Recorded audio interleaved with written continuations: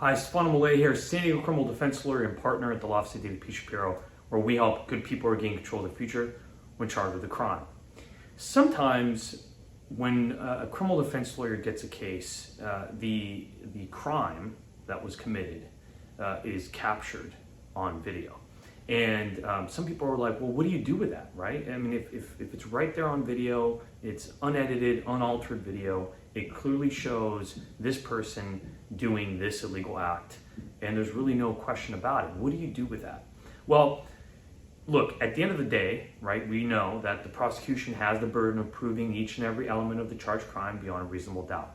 And sometimes what's important about that is the intent element.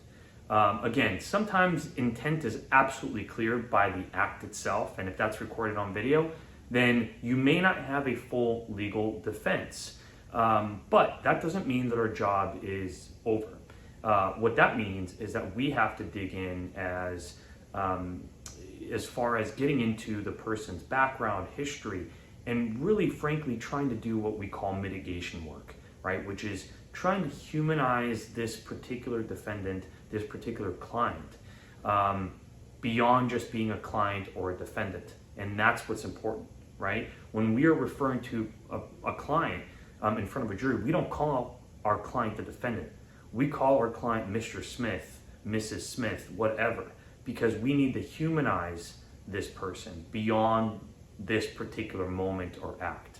And so being able to provide that mitigation, you know, the childhood information, potential abuse that was sustained, mental health conditions, particular circumstances that really were unfortunate, that all came together to create just a very, very bad mental state that led to the act. All that is important because it can separate that person who's charged with the crime from others who may show more callousness or don't really have as many reasons, not necessarily reasons, but just issues that have come up in their life that would have led them to that point. And so that's what's important about mitigation.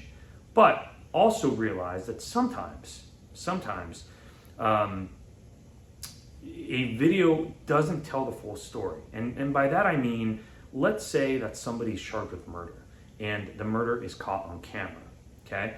But there's also a heat of passion defense that can be put on in California that would then affect the mental state, which would downgrade the charge or the potential liability criminally from murder to voluntary manslaughter.